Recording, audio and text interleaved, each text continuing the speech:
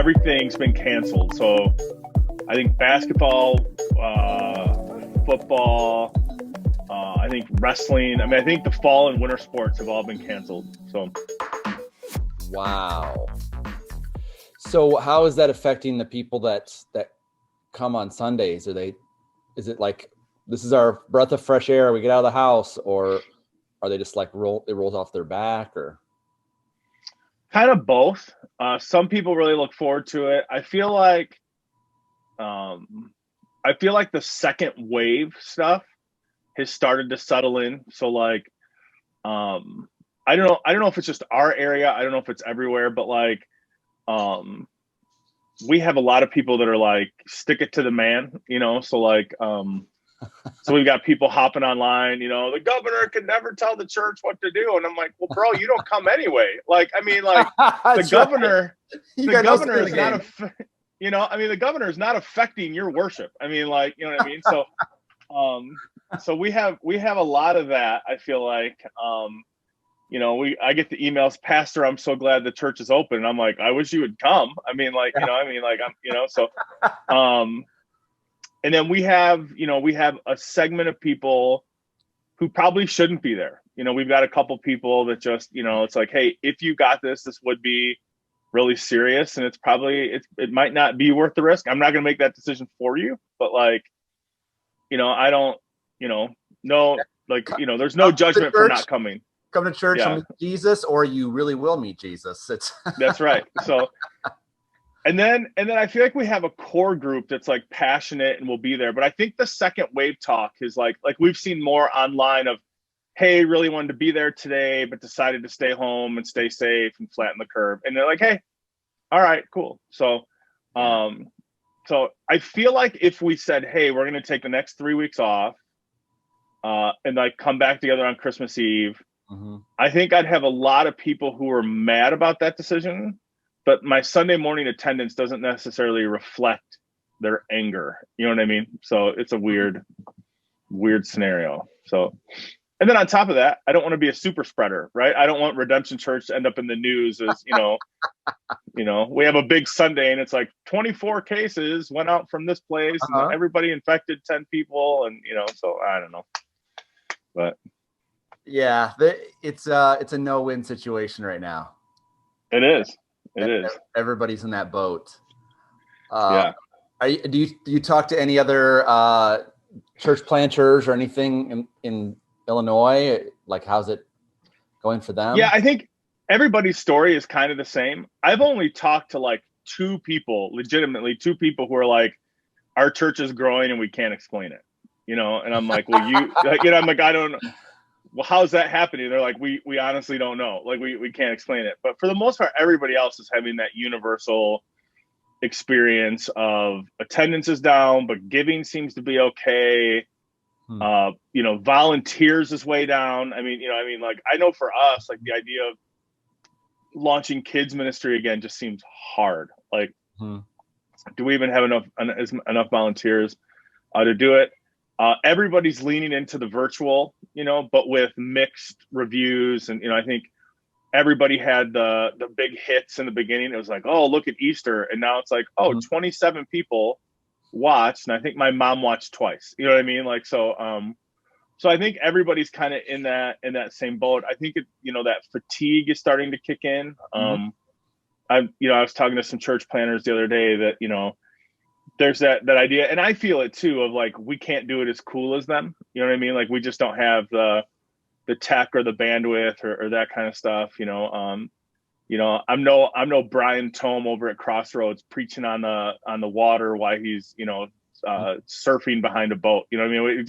We can't pull that off. But we're trying new things and that kind of stuff. So I just think there's kind of this fatigue, and what does it look like? And I think the conversations I'm involved in a little bit are, where are we going? Like, I mean, what is the future of the church? And at the same time, what is the church? Like, I mean, so like, the big question is, can a church exist virtually? And like, love Perry Noble, big fan, spent some time with him. Like, he launched Second Chance online. I mean, so you can go, hey, like, there's a way to do this, but he moved from online to the physical, you know what I mean? And yet somebody sent me a church the other day. I have the email somewhere that it's just a virtual church. Like a guy set up shop in his basement. Like if you go on his website, there's no address, there's no visit us. It's just here's when we broadcast, you know what I mean? And I was like, oh, and I thought, hey, I mean, cool, but like, is that church? Like biblically, is that really church? And so there's some tension that I think we're all trying to figure out. And I don't have the answers for that. But at the same time, I go, if I'm a missionary, I would look at the culture. Like, I'm pretty sure Paul would be online. You know what I mean? Like, I think the dude would be broadcasting. You know what I mean? Like, I think he'd be on social media. So I don't have any weird reserve about that. You know what I mean? I just think, but ultimately the church is a people, and there's some stuff there that requires gathering, whether that's weekly or bi-weekly. I was reading about a church in New York that they meet once every 6 weeks. Like they put a high emphasis on small groups. And I was like, oh, that's an interesting model. Like, you know, so I think there's just a lot of time to experiment and try new things and blame COVID for all of it. Right. Like, you know, that's right. I don't know. Yeah. What about you? What are you seeing? What I'm seeing is a whole lot of people who just are hanging on.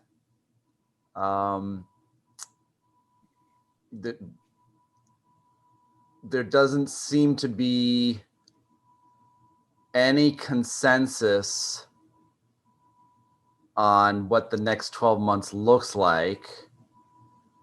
Partly that's because of a lack of leadership in politics. But I guess I've been disappointed that a lot of the conference speaking circuit crowd, nobody is providing clear, I don't want to say authority, but saying, hey, here is the way. Yeah. And so I think that there's within the evangelical Christian subculture that there's, from my point of view anyways, that there's the emperor has no clothes. Sure. On a lot of podcasts and magazines and articles. It's I find that disappointing. Yeah. Like we're the church in the richest country in the world, and you guys don't have any better ideas. You've been wearing this hat for how many years, saying you know how to do this. So I find that disappointing. Yeah. Is there anybody you're listening to right now that you find helpful?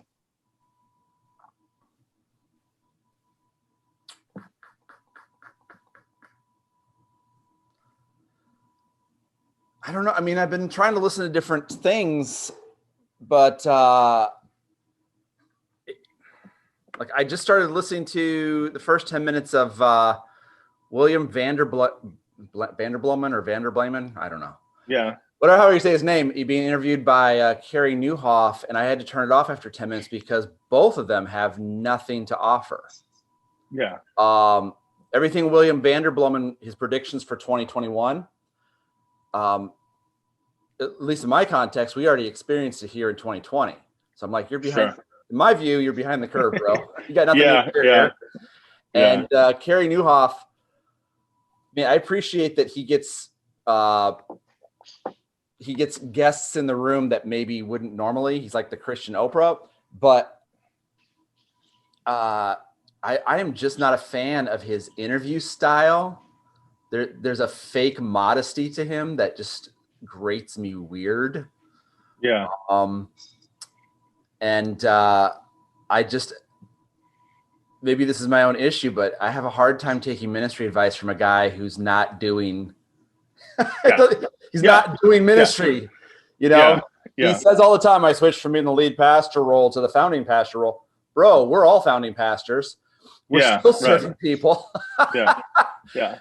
So no, I actually tried listening to the Catalyst podcast for the first time in 5 years. And again, it was just nothing new. Yeah. But But I will tell there you does seem to be a business as usual mentality, right? Like just kind of just keep going. Yeah. And maybe I'm viewing it through a negative lens, but I'm not in a negative place right now in my life. I'm very just open to learning. But I will say one thing that was very refreshing for Amber and I and our oldest son is we finally sat down and watched that new show, The Chosen. Yeah. I don't know if you've had a chance to see it yet or not. I never have the took DVDs, the time. but I haven't seen it. Yeah. You have the DVDs? Somebody in my church was like, "Here, you need to watch this," and I was like, "Bloop." Dude, like, well, because we're thinking of buying the DVDs now. Because okay. So it came out a year ago, and it's all crowdfunded by Christians, and so I was very skeptical. I'm skeptical of all Christian art. It's always really crappy. I don't watch any of the Christian movies. They'll give me. I got DVDs of all the other Christian movies in the last 3 years. I can't even stomach it. I'm a Lee Strobel fan, and I had to turn off Case for Christ on Netflix. I just couldn't do it. Yeah. But we watched episode 1 of The Chosen on YouTube last night. And oh my gosh, it was very refreshing. And even if you are starting halfway through the show to go, this is going to get hokey, you know, it's going to become this, it has a refreshing twist. And I'm actually really interested in seeing the rest of it. Cool. And like I went on their website to see about buying the DVDs and stuff too, because I'm like, I would actually support this. This is not crappy cliche Christian art at all, and yet it's historically, for the most part, accurate. And so, for whatever it's worth, watching that episode of The Chosen, like my wife was in tears at the end, and I was like, wow. That was actually, I didn't even see that coming. That was really good. Yeah. Cool.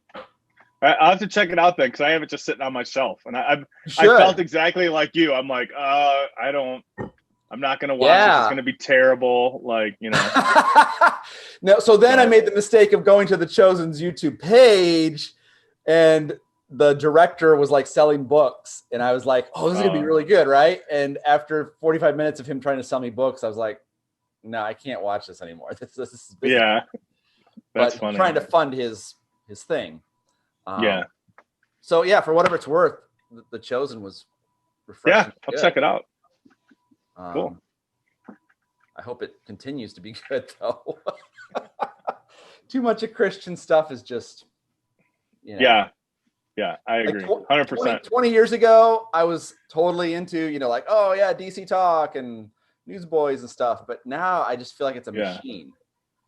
A money-making machine or something. It just rubs me weird. Yeah, and it's bad, and it's just not good. I'm like, So there's like a certain layer of cheese that we haven't got past on that. You know what I mean? And you're like, I get it. So a certain layer of cheese. I have a lady in my church that loves all that stuff, and she'll be like, Pastor, you need to watch this movie. I'm like, I can guarantee you I'll hate it. Like, I just guarantee you. Just not interested. So I'm sorry. So yeah, and I guess I'm also just kind of disappointed that even some of the networks out there, like the Association of Related Churches, I was hoping that at their last conference, because they always put their digital content online, I was hoping it would be good, and I started watching it. It just was the same old, So I guess I don't know. Maybe I'm just itching for a prophetic voice. Sure. Out there, and I'm just not maybe I'm not looking in the right spots. I don't know. Yeah. No, I'm with you. I haven't seen anything either that really caught my imagination, or I thought, oh, that's like. The only thing that's that I'm trying to we're trying to figure out on the technical side is they just rolled out a thing. Maybe you already know about this for ProPresenter. I don't know if you use ProPresenter, but now you can live stream in ProPresenter. Oh, okay. Which is like, oh, that's brilliant. Why didn't we think of that before? So when you put up slides and stuff, you could put it like in the lower thirds, and it would just do all of that live apparently streaming? yeah Okay. I mean, I don't know a whole lot about it, but it's all, the idea is you need one volunteer to run everything is all. Oh, that's cool. And it's all just on one computer screen. And I don't know what system requirements are or anything like that, but that definitely grabbed my attention. I was like, oh, that's awesome. Yeah, that's cool. We've struggled with sound online for the band. Like, I feel like we can get everything else really honed in, but then on the live stream, the band just never sounds as good as they actually sound live. So we haven't cracked that egg yet. Oh, well, hey, this past Sunday, our sound guy forgot to do something with the sound. So for like the first 10 minutes of the live stream, it was just no sound. Really? That was brilliant. Yeah. Then you got all the people. I can't hear. Is it just me? Yeah. And we're like, we don't know what's going on. I don't know. It's just been one of those years. Like every carefully laid plan was blown up. I know. So you don't really have to answer this, but I'm going to ask. Sure. So do you get to, like, in your annual report, like, I saw a couple pictures circulating on Facebook, and it looks like Life Church has effectively planted a new church in Michigan. Like, yeah. We've done that twice. I said that from the stage actually about 6 weeks ago. So in 2016, my best friend at the time was our worship guy, and long story short, he quit abruptly, but then he said he was fired, and he peeled off like our whole band, our whole tech, and 242 was looking to start a campus, and so that was a ripe opportunity, and they hired him and took our band and took our tech crew. So I've always said, hey, we helped start 242 just down the road. And then apparently we just discovered about a month ago that we had a mutiny. But here's the thing. I was talking to Erskine. We had Erskine Anna Vitarte guest worship lead on Sunday for 8 years. It was brilliant. Thanks for coming. Yeah. Even Erskine was like, man, I feel bad you guys paid me to come all the way out here. But it was actually really, really good for our band. He did a practice with our band, and afterwards the band was like, that's the best practice we've had in 2 years. It was amazing. Oh, that's cool. This was the first Sunday we didn't use any tracks, and it was really, really good for them. But I was trying to sum up this year to Erskine on top of COVID, and I said, basically we had a mutiny, but the funny thing is everybody else knows about it. And the last person to find out is the senior pastor or me, because nobody announces, hey, we're going to go do this. Yeah. You just kind of slowly discover it, and it's this horrible feeling. And so, they, from what I know, and I honestly, Amber and I, we don't even look at this stuff. And if people try to bring it up, we just tell them, hey, that's not our deal anymore. We're focused on this. But they're trying to start a church, or I don't know if they're trying to take over an existing church. That's what it really looks like online, I just, like there's blood, because I'm still, and so I saw some of the pictures, and my heart broke for you, because I was like, man, that wasn't just one or two people, that's like a whole team. It's we stopped counting. Honestly, I am over it. It came to a head last weekend where I said, man, I need to forgive these people. And I think our church needs a message about forgiveness to help them move past it. Mm-hmm. And so last Sunday's message, honestly, I just preached completely from the heart and my guts out. And then we had a board meeting last Tuesday, and that was the last time that I felt any anger or stress or bitterness or resentment. Yeah. And since then, I've felt very much free, like God has lifted that weight. Yeah. I really do feel like I've forgiven these guys. I don't need them to see that they have wronged us. So that's why I can laugh about it now. Sure. Yeah. But all that to say, my understanding without talking to anybody is that they're starting a church. Our approach has been to, not do tit for tat online and things like that. And God will honor that. And we actually this past Sunday saw one of the chief families come back and say, hey, you know what? We were angry, we were but our heart is here. And so my sense is that slowly over time, people will trickle back. And my role is to model Luke 15, which is the father just says, we're so happy you're here, you know?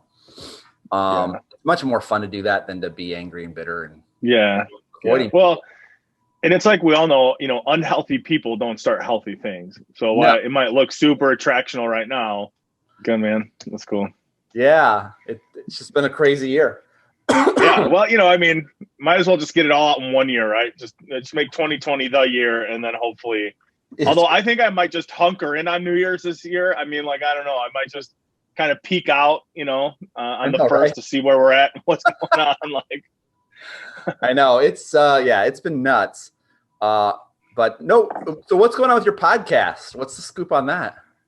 Well, I wanted to get it started. I mean, I talked to you in the summer. I'd gone back and forth, and I was like, you know, I mean, I kind of landed at like, hey, it's a good idea. But I know myself. I'm kind of an idea guy. You know what I mean? Like, somebody be like, hey, you want to go build a rocket ship? I'm like, yeah, let's see what we got. You know what I mean? But like, you know, like what? I mean, yeah. I mean, well, have you ever built a rocket ship? No, but we'll figure it out. You know what I mean? So like, so I kind of knew myself and said, hey, let's hit pause for a while and do some research and look into it and kind of like, what does it take, you know, and that kind of stuff. And then, you know, COVID really hit, and I was like, man, I'm listening to a lot of podcasts, like just for my own, like for fun, you know, like some church stuff, some, you know, not church stuff at all, you know what I mean? Just and I thought, you know, I wonder if more and more people are listening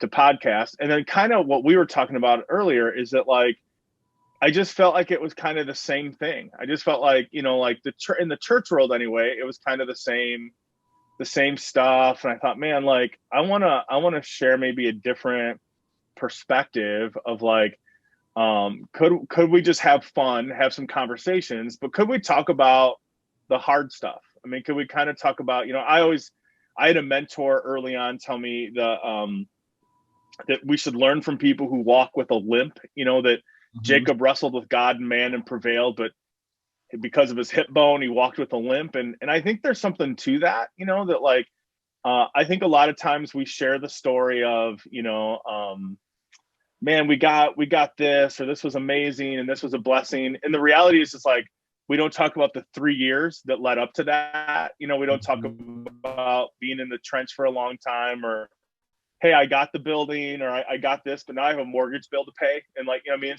So I think in the Christian world, we tend to tell like without like, and so not that it's like, you know, welcome to the most depressing podcast, but like, hey, tell me, you know, talk to me about who you are, what you've been going through, and like how God brought you through. I mean, because isn't that the stories that we love, you know, like, you know, go sacrifice your son. Oh, that's terrible. Like your only son. And then God provided a way. Oh, I wonder if God can still do that. Like, I wonder if God is still the God that can make a way when there seems no way. So like, just to have kind of some fun, to be able to talk with people, and then just, you know, share your story a little bit, anything you want to talk about. And like, the idea is, could we just encourage maybe somebody who's thinking about quitting, you know what I mean? Like to go, hey, your story is normal. Not to step on you, but that's the super majority of pastors right now. And that's not, I mean, that you see it in the statistics and stuff, but even when I call up my buddies and friends or people I admire or whatever, like everybody is like, this sucks. I don't want to do this anymore. Right. And obviously I've thought that a lot this year too, with rejection after rejection after rejection too. So there is a need for that, you know? Yeah. And so I'm taking kind of an interview approach style, like, just like, I don't want to come across as the guy that has the answers, because I don't, right? Like, I don't want to be like, and today on the podcast, I'd like to talk to you about streamlining your systems for a more, like, because I don't know, like, you know what I mean? But like, I could bring somebody on that might be able to talk about that, you know? Well, and, say, and here's, like, and the flip side of it is that stuff doesn't even apply right now. Right. Like, I could do a ton of stuff on systems and things right now, but because of COVID and the disruption, it doesn't necessarily apply. Right. So I got my first interview under my belt. I interviewed Nick and Hannah Brzezowski, and they planted a church in Champaign this year. So my goodness, this year. So wow. So they went. Yeah. So I actually would be interested in hearing that story. Yeah. And so I wish they would have gone a little further into some stuff, but sometimes there's we had the pre-podcast talk and so they had some really neat stuff. That they had a girl, college student, start coming to one of their Bible studies. She's from India. She gets saved. She gets baptized. She joins their launch team, and then COVID hits, and she has to go back to India. It's outside of her control, And so you're their launch date then gets pushed back. The venue they were going to rent then gets pushed back, and so I'm like, man, talk to me about how you got how did you not just go, I'm going to go sell ice cream at Baskin Robbins? You know what I mean? I just, and they share some really neat stuff about the ways they encourage each other, that the way that they put some stuff into place in their marriage that when one of them's freaking out, the other one has the opportunity to speak faith over them. And so I was like, okay, this is cool. This is worth it. But and it's fun, and they're a little quirky. Nick has a really cool testimony. And so I asked him to share a little bit of his testimony. And so, so just some of that stuff, just to go oh man, I'm not alone. And then, and just some hope, you can hey, if these guys can make it, you can probably make it too.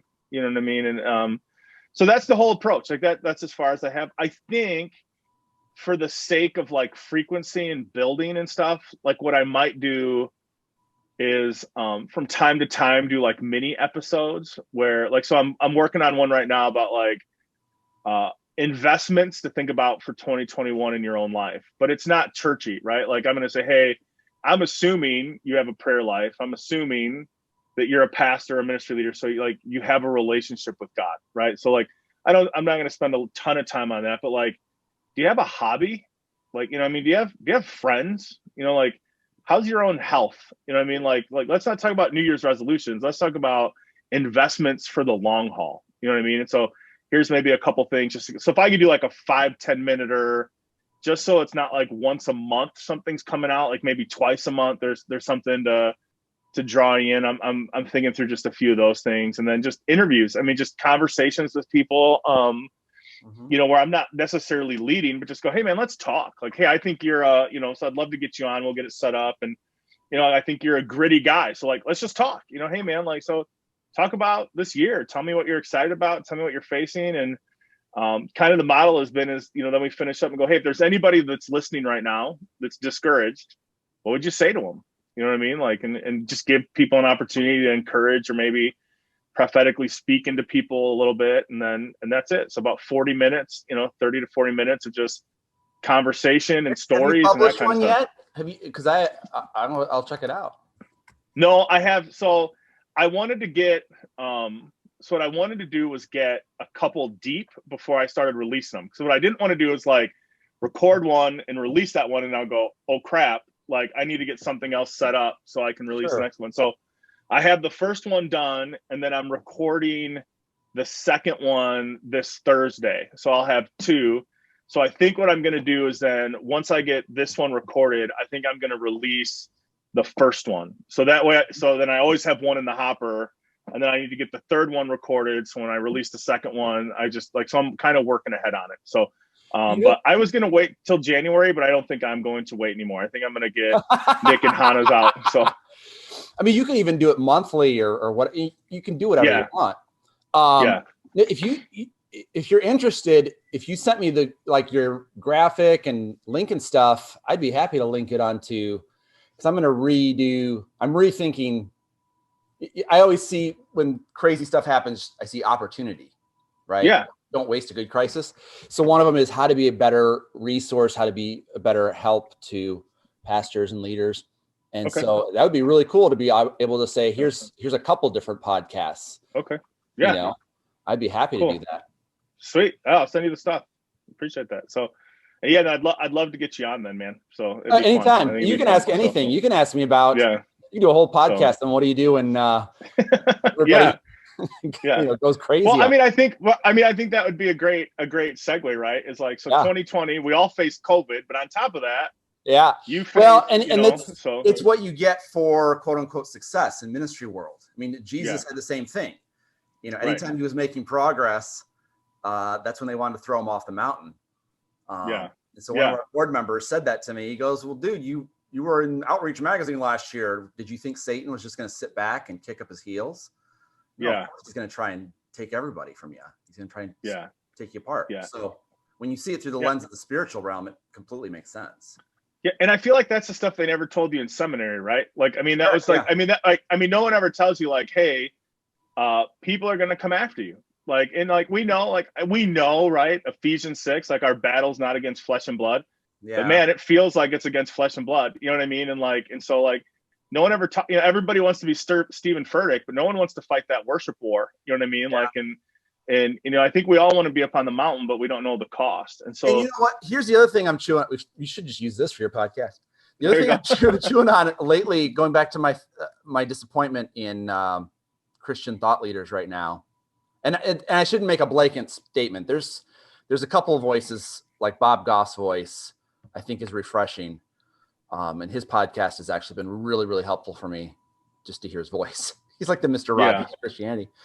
But and I don't have anything against Stephen Furtick or whatever, yada, yada, yada. But over the last few weeks, maybe this is the Gen Xer in me, but I've been thinking through of, man, I don't want to be the cool, hip pastor on Instagram.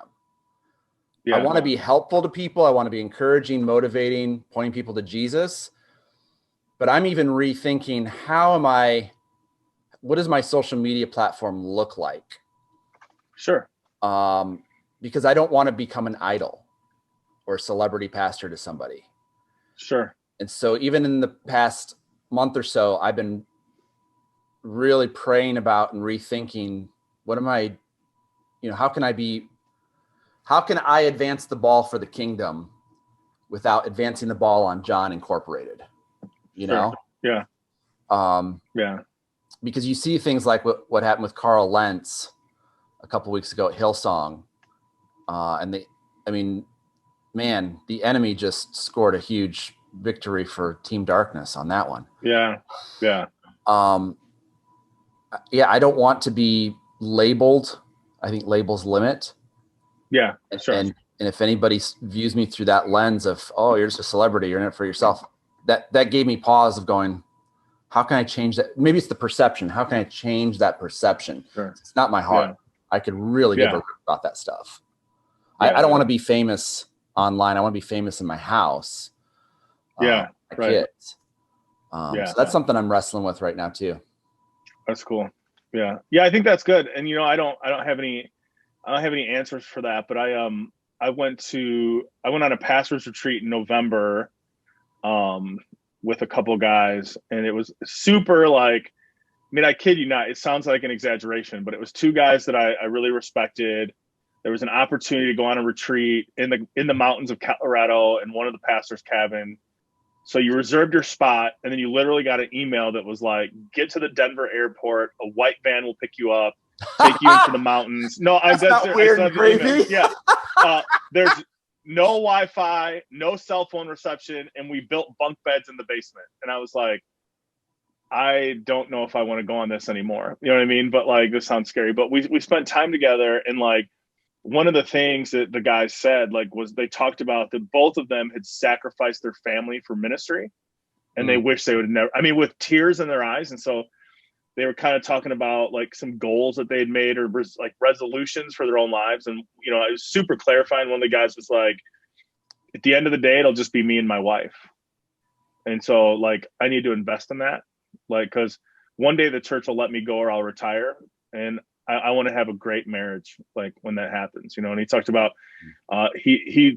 people can love him, but he'd really like it if his kids loved him, and so like he started setting these priorities, and he was like, hey, I look back and I have like a 20,000 person church, but like maybe my church would have been healthier if I'd actually focused on these things. And like, if God wanted me to have a 20,000 person church, it would have happened without me necessarily making these sacrifices. And so like to see with tears in these eyes, guys talk about their regrets and the mistakes they had made. One of the guys talked about just like his church sent him on a missions trip and his wife begged him not to go, and like, oh wow. And then when he came home, the church gave him a raise. You know what I mean? Like, hey, you're so awesome. And he's like, I'm not awesome. Like, and you shouldn't be giving me a raise. You know what I mean? But like, and so I just think there's some of that within us. Like I kind of agree with what you're saying, is there's like keeping the right priorities for us. Like, because the guy who likes you online isn't the guy that you're going to call in the middle of the night anyway. You know what I mean? Like, so I think some of that, I think there's something to following and platform that God gives us, but I think that, I think we can buy in to the hype a little bit. You know what I mean? And so I just tell people I'm so uncool anyway, that every now and then cool comes back up behind me and I become cool for a season and then it passes me again, so every now and then I get a small season where people go, oh, you're really in style. And I'm like, yeah, I've just been wearing this since early 2000. It just kind of came back. It just came back around. But like, I like that, the idea of just helping people, investing in the kingdom. And then I think, right, then the other stuff follows, right? Like, oh, what's going on over there? Like, man, what's up with those people getting saved and discipled? And like, oh, maybe we should pay attention to that. And it's not hype, but it's the kingdom, and like, I like that. I like that a lot. Yeah. So there's a tension, and this is in my book, Holy Shift. That's like, I think you're right. Circling back to earlier, Paul, if the Apostle Paul was here today, he would be using social media and the internet to preach the gospel and connect with people. Mm-hmm. He'd be going gangbusters. The tension is when you get t-shirts made up that have Paul's face on it, and Paul would be like, no. And so the tension that I write about in the book and that I've been wrestling with these last few weeks, partly because we all have extra time on our hands with COVID. The world called a giant timeout on us. Yeah. Is that I think it was Donald Miller who said, when people are saying, hey, Donald, you're making it all about you to sell books and stuff, or to build your platform, Donald Miller says, well, that's what Billy Graham did. Billy Graham developed a reputation. There was an expectation when you went to see Billy Graham that you were going to see Billy Graham, but that wasn't the end goal. Mm-hmm. He was doing that as part of the process of pointing people to Jesus. Sure. And so he wants more influence so he can get more people into the kingdom of God. And so that's part of the tension too that I've been wrestling with, of how can I better use my Instagram and Facebook and live videos and all these things to not necessarily promote the John brand, but to leverage that influence so that more people will discover life in Christ. Yeah, absolutely. And in a post-Christian COVID world where everybody is dubious of everything and suspicious, I understand the evangelism process means building trust. And they're not going to listen to my message until I listen to their heart. Yeah. And so that is that tension of, man, I want to strip away that fake veneer of the celebrity pastor and yet leverage these tools to make Jesus famous. Yeah. And maybe that's why when you asked if I'm listening to anybody, and I just kind of shared my disappointment with a lot of voices out there, they're still continuing with that veneer. Yeah. They're saying, oh, well, I know the answers and but the emperor has no clothes. It's an empty answer they're giving. Yeah. I'm much more interested in the person who says, dude, we are struggling. My marriage is in the toilet, or my whole staff just quit, and they're saying stuff online. And because that's the root that you see in the New Testament with Paul. Right. 2 Corinthians, they say, who are you to be preaching the gospel? And he goes, you're right. Who am I? And he says all the negative things happening to him. Yeah. No, that's good. So, yeah.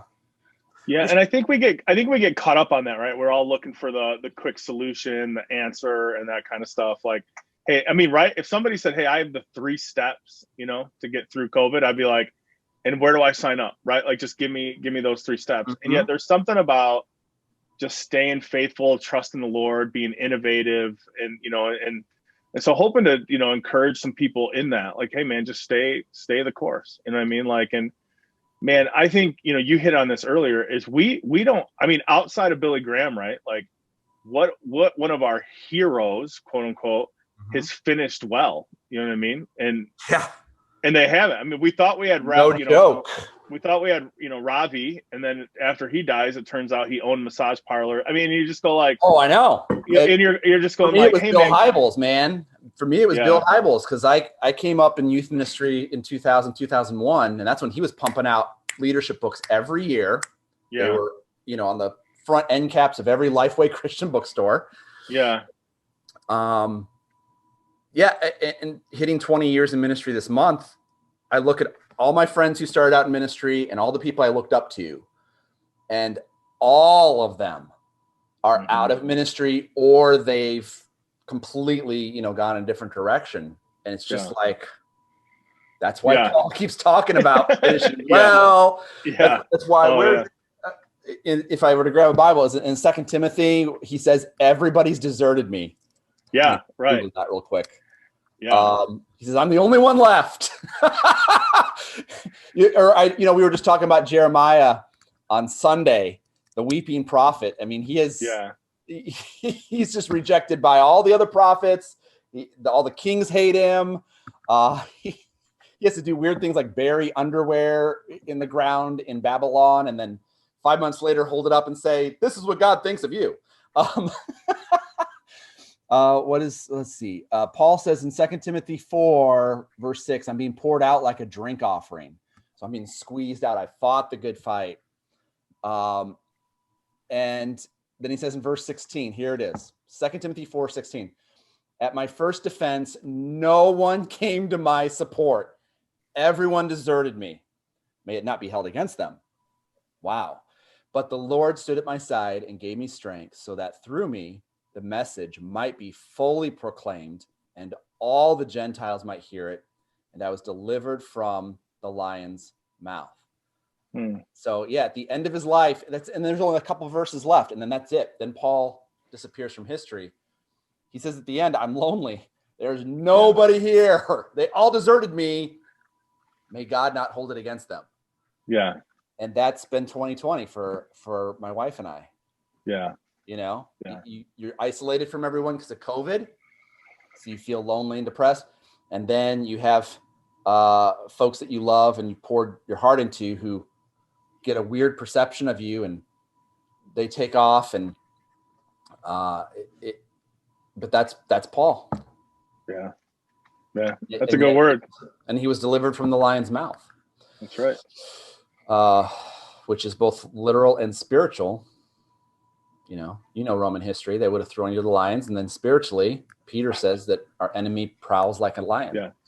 We just finished 1 Peter, and going through some of that history, like, it was heartbreaking to hear what they went through, and then to be able to communicate that to our church. Like, hey, like, listen, I know they're asking you to wear a mask right now when you go to the store. Like, and I get that you're super frustrated about that. But like in Peter's time, they're literally taking burlap sacks, throwing Christians in the sacks, and then throwing wild animals in the sack and sewing it shut, and then just kind of betting who would win, right? I mean, just because you're a Christian. I'm like, no one's throwing you in a burlap sack with a ravenous, badger, okay? Like, you have to wear a mask. Like, we're not there yet. Like, no one's throwing you in the Colosseum to be eaten by lions. Nero isn't lighting people on fire to light his garden party. Like, you know what I mean? Like, but this is who Peter writes us to. Like, I mean, this is literally what they're going through. And they prevailed. Like, I mean, they, some gave their lives, but, the gospel still works. People still got saved, and God is still faithful. Like, and so it's just, I love getting back to that history and then bringing that into our own world, being like, yeah, maybe a mask isn't the end of the world. Like, I don't like it either, but maybe that's not persecution. Maybe we shouldn't call it that. Like, it's not persecution. that's the vernacular of the outrage culture, people who Yeah. have to jump from one outrage to another. Yeah. We'll say, hey, I got to run because I got an 11 o'clock thing. This has been really good. So Zoom records these. What do you think if I edited this down a little bit and then put it online to encourage other pastors? Yeah, works for me. This was really good. Yeah, it was fun. You know? Yeah. Apologies to Carrie Newhoff and William Lyman. You can cut that part out. You can take their names out. I won't. Yeah. Starting to and sorry, we had some interference there from. That's right. That's right. That's funny. But yeah, this has been cool, and maybe I mean we could do a podcast interview next Tuesday or something if you want. That'd be fun. Okay. Yeah, that'd be great. And just ask whatever. It can go for 2 hours. You could do a Joe Rogan thing. That's fun. I tried watching some Joe Rogans and I'm like, this is going to take me days. Like this is going to take me days to get through. Like, I don't know how anybody like sits down and goes, now for the next 4 hours, I'll be I know, right? Who has time? But the most popular podcast, right? So yeah, I don't know, man. No joke. No joke. Cool. All right, man. All right. Let's do it. Well, yeah. Just shoot me an email and we'll make it happen. And good, thanks for hanging out with me. This was fun. Hey, man. Thanks for hanging out with me. So awesome. Well, take care. I'll see you soon. Okay. All right. Bye.